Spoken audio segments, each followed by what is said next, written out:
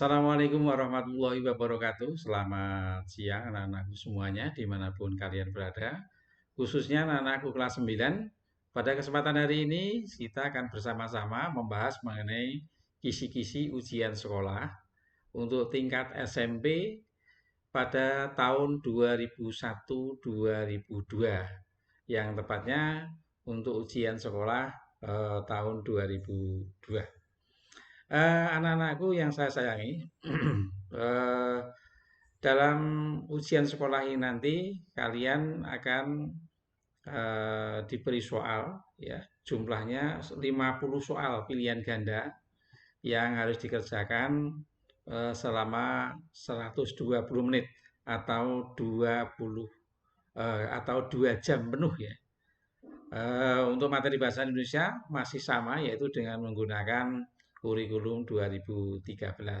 Nah, anak-anakku, eh, berikut ini akan saya sajikan, akan sedikit saya ulas mengenai bentuk soalnya seperti apa dan level atau tingkat kesukarannya seperti apa.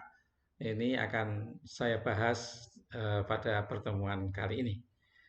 Eh, Begini ya anak-anak, yang pertama, untuk kompetensi dasar 3.1 materi pokoknya ini materi kelas 7 ya. Materinya teks deskripsi.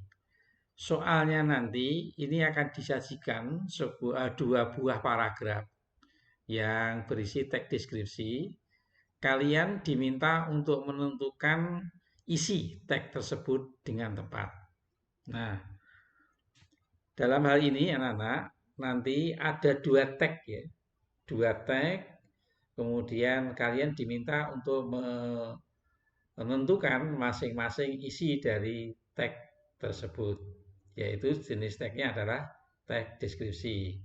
Levelnya level 2, kemudian tingkatnya sedang, artinya tidak terlalu sulit. Yang kedua, anak-anakku, untuk tag narasi atau kompetensi 3.3, tag narasi atau cerita fantasi. Nanti akan disajikan sebuah teks narasi atau cerita fantasi ya.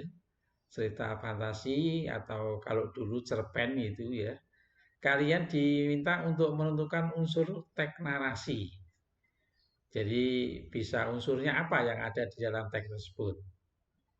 Jadi boleh jadi kalian dihadapkan cerita yang khayal, cerita cerpen, atau cerita-cerita yang bersifat fantastis, fantasi, ya, yang khayalan penuh khayalan.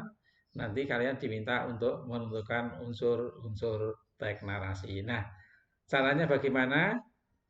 Coba nanti dibaca lagi teks narasi itu strukturnya seperti apa. Kalian diminta untuk menentukan uh, unsur, ya, mengidentifikasi unsur-unsur teks narasi. Yang ketiga, anak-anakku, ini mengenai teks prosedur. Kalau dulu ini eh, bahasa petunjuk ya. Pada kompetensi 3.6 ini akan disajikan kutipan teks prosedur.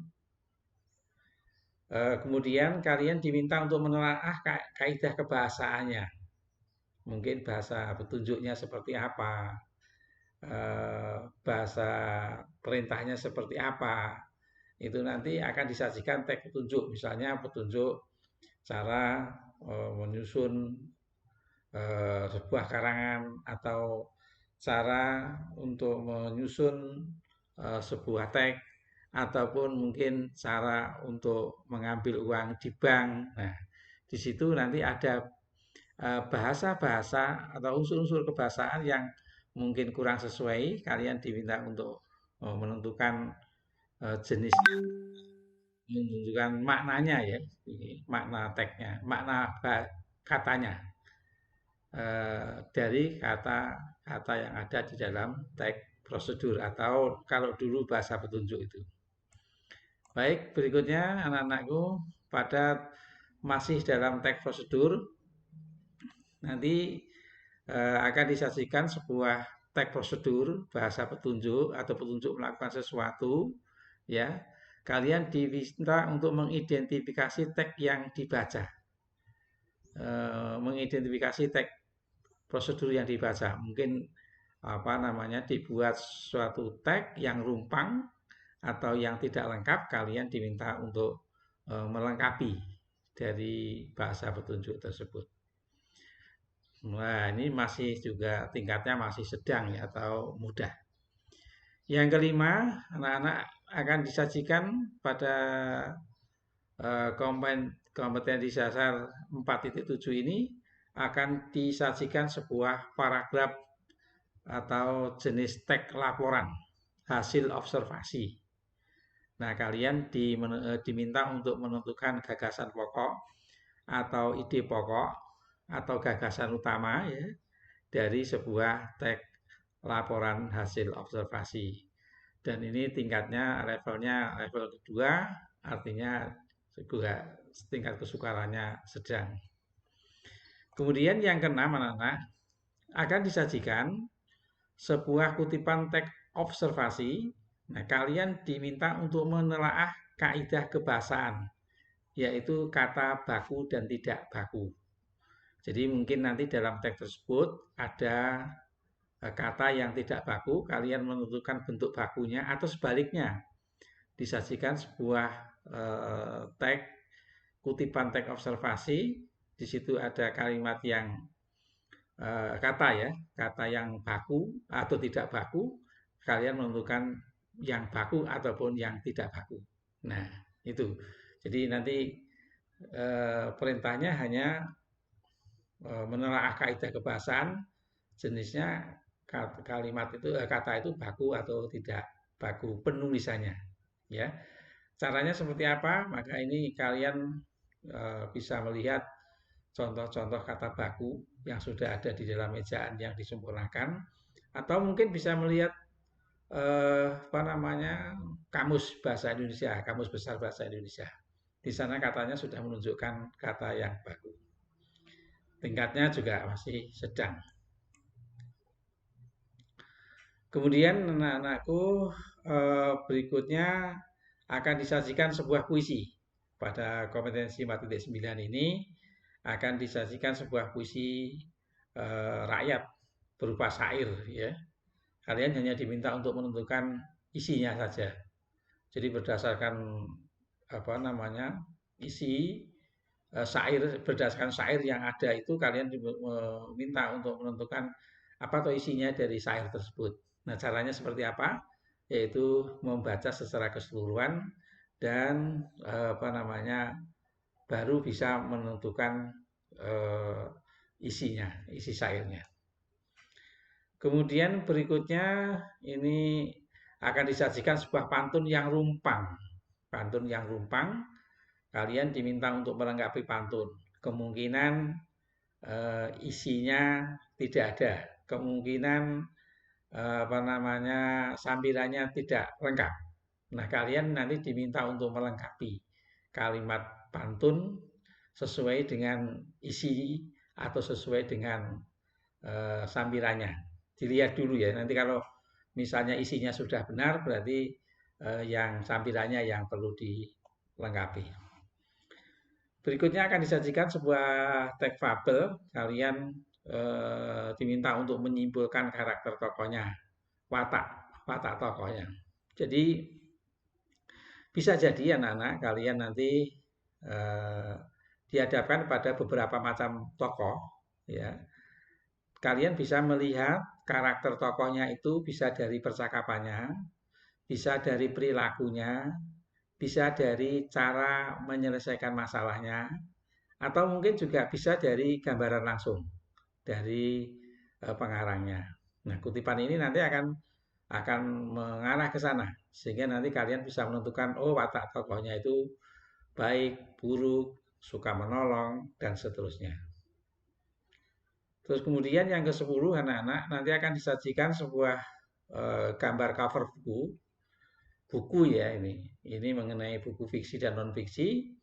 Ini kalian hanya menentukan buku itu jenisnya fiksi atau non fiksi. Jadi kalau fiksi itu buku-buku cerita, Kemudian yang non fiksi itu bisa buku-buku selain cerita, ya. Jadi bisa buku ilmu pengetahuan dan seterusnya. Dilihat dari sampulnya, dari judulnya nanti sudah bisa kelihatan ini fiksi atau non fiksi. Berikutnya yang 11 nanti akan disajikan sebuah teks berita. Kalian menentukan unsur-unsur berita yang terdapat di dalam teks itu. Mungkin bisa menggunakan unsur berita ya. Kalau kalau misalkan ditanyakan uh, apa kepala beritanya, apa isinya, itu nanti bisa kita lihat berdasarkan 5W1H yang seperti yang pada pembelajaran pada kelas 8 mengenai berita. Jadi unsur-unsurnya seperti apa nanti kalian baca, nanti akan mudah dan mudah ditemukan memang. Kalau teks berita itu teks beritanya jelas, maka akan mudah untuk menemukan unsur-unsur berita yang ada di dalamnya. Kemudian yang nomor 12 anak-anak akan disajikan teks berita juga, kalian menentukan fakta dengan tepat. Jadi memang berita itu ada yang dilengkapi ya, dilengkapi dengan fakta atau juga dilengkapi dengan pendapat. Kalau fakta itu jelas di apa namanya dapat diketahui bahwa itu memang benar-benar terjadi, fakta itu benar adanya dan bisa dibuktikan kebenarannya, itu fakta. Tapi kalau pendapat itu ya pendapat seseorang yang merupakan mungkin hanya mengulas sebuah berita. Jadi ini nanti akan disajikan teksnya, kalian menentukan faktanya. Nah, fakta ini bisa ditandai dengan gambar, bisa ditandai dengan grafik, bisa ditandai dengan angka. Sehingga nanti kalian akan mudah menemukan fakta ini. Yang ke-13 anak-anak, ini ada disajikan sebuah kutipan ekor berita ya. Ini yang baik dari beberapa kutipan. Jadi menentukan ekor beritanya saja. Jadi ending dari berita itu apa. Jadi bukan kepalanya, bukan judulnya, bukan isinya, tapi ekornya. Yang biasanya merupakan kesimpulan dari berita itu. Berikutnya yang nomor 14, anak-anak akan disajikan sebuah berita juga. Ya, kalian diminta untuk menentukan kalimat yang kontradiktif. Kontradiktif itu artinya bertentangan atau yang kontra, yang bertentangan atau yang berbeda, ya, yang berlawanan. Jadi ada yang kontradiktif, ada yang bisa mendukung, ada yang tidak mendukung. Nah ini yang kontradiktifnya yang mana? Yang biasanya ini ditandai dengan sesuatu yang bersifat negatif. Ya. Berikutnya yang nomor 15 akan disajikan iklan kolom. Ya, kemarin ada iklan kolom, iklan baris pada mata pelajaran bahasa Indonesia kelas 8 itu. Nanti kalian diminta untuk menemukan informasi apa yang diiklankan, ya, apa yang ada di dalam iklan tersebut. Misalkan barang, kira-kira barang apa yang diiklankan. Kemudian masih terkait dengan iklan pula, maka kalian diminta untuk menentukan pernyataan yang opini. Pernyataan opini itu ya hanya pendapat. Misalnya dengan obat ini rambut kalian akan menjadi hitam. Ini kan pendapat. Tetapi kalau misalnya panjang rambut Anda itu 70 cm misalnya. 70 cm itu panjang ya untuk anak-anak perempuan. Maka itu merupakan fakta. Jadi ini hanya opini, hanya pendapatnya saja. Terus berikutnya akan disajikan teks eksposisi, kalian diminta untuk menyimpulkan isinya. Sangat mudah caranya, yaitu baca, nanti akan kalian ketahui, oh isinya ini. Gitu ya. Caranya hanya dengan membaca. Kemudian masih terkait dengan teks eksposisi, menentukan istilah teknis yang ada di dalamnya. Istilah teknis ini seperti kata-kata khusus, ya, kata-kata yang merujuk pada hal-hal yang bersifat khusus. Nanti kalian akan menemukan beberapa kata teknis, istilah teknis yang ada di dalam teks eksposisi. Berikutnya yang nomor 19 ini akan disajikan petikan puisi. Kalian menentukan pencitraan dalam teks tersebut. Pencitraan itu berkaitan dengan nilai rasa. Mungkin eh, apa namanya, bisa rasa senang, bisa sedih. Nah, bisa kalau terkait dengan indera bisa misalnya kata pedas itu ya. Berarti pencitraan atau mungkin api itu berkobar-kobar atau citraan gerak. Nah, ini nanti akan kalian ketemukan di sana. Juga amanat. Amanat itu pesan. Jadi kalau kalian membaca sebuah puisi tentu akan menemukan pesannya seperti apa. Termasuk ini menentukan eh, apa namanya, kesesuaian isi dari puisi itu. Misalnya ada disajikan sebuah gambar, kemudian dibuat puisi, ini kira-kira sesuai atau tidak ilustrasi yang disajikan tersebut. Kemudian yang nomor 23 ini teks persuasi menentukan kalimat ajakan. Jadi bisa kalimat ajakan mengajak sesuatu atau larangan untuk tidak melakukan sesuatu. Ini nanti bisa kalian ketahui setelah membaca teks itu secara keseluruhan. Yang nomor 23 juga masih terkait dengan teks persuasi, ini menentukan unsur kebahasaan dengan tepat. Jadi unsur kebahasaan itu ya kata-kata yang digunakan di dalam teks tersebut yang menunjukkan itu adalah teks persuasi. Persuasi itu artinya membujuk ya. Misalnya saya berharap, nah ini berarti ada ajakan untuk ada harapan ya, ada keinginan, misalkan membujuk eh, percaya melakukan ini misalnya. Ini juga termasuk membujuk. Nah, kata-kata yang bersifat persuasif atau membujuk itu nanti seperti apa bisa kalian temukan. Yang nomor 24 anak-anak, ini akan disajikan identitas buku. Kalian dapat menentukan jenis buku. Jadi bisa buku fiksi ataupun non fiksi seperti yang di atas. Kemudian berikutnya ada teks eksplanasi. Ini menyimpulkan ciri-ciri berdasarkan pola pengembangan teks eksplanasi. Teks eksplanasi itu merupakan proses ya. Di dalamnya misalkan ada terkait dengan budaya, terjadinya peristiwa angin ribut, terjadinya banjir, dan seterusnya. Kemudian yang teks eksplanasi yang berikutnya nomor 26, ini siswa dapat menyusun ringkasan. Jadi disajikan sebuah teks eksplanasi yang panjang, kemudian di situ ada beberapa kalimat ya, mungkin 4 kalimat, nanti kalian diminta untuk menentukan ringkasan yang tepat berdasarkan teks yang panjang tadi seperti apa. Itu nanti kalian perlu membaca secara keseluruhan terlebih dulu. Masih teks eksplanasi, ini menentukan konjungsi ya, kata hubung yang tepat. Yang konjungsi itu kata penghubung. Jadi kata hubung yang tepat dari teks itu apa gitu ya.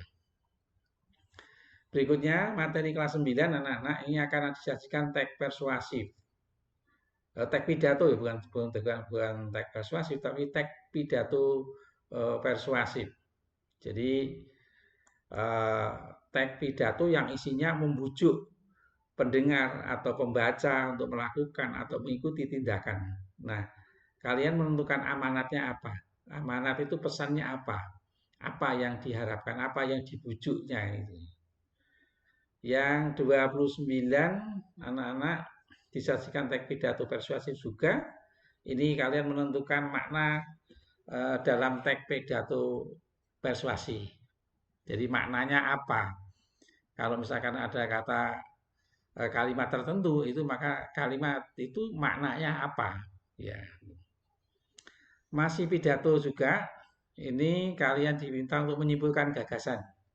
Nah, untuk membuat suatu kesimpulan itu tentu kalian harus membaca secara keseluruhan. Kira-kira kesimpulan yang ringkasan ya, hampir sama dengan ringkasan itu yang mendekati atau yang mewakili dari keseluruhan teks itu yang mana? Ya. Masih teks pidato juga, ini harus menunjukkan kata-kata yang bersifat emotif atau emosional. mungkin marah, mungkin sedih, mungkin menyenangkan, itu bersifat emotif. Ya. Masih teks pidato juga, ini menyimpulkan struktur teks pidato. Kalian harus tahu teks pidato itu strukturnya seperti apa. Silakan dibaca mengenai teks pidato ini pada materi kelas 9. Kemudian juga menentukan kesimpulan isi. Nah, kalau setelah kalian disajikan teks yang panjang, kalian diminta untuk menentukan isi dari teks pidato persuasif itu seperti apa. Nomor 34 ini terkait dengan cerpen, ya. Yang pertama nanti akan disajikan 2 kutipan cerpen.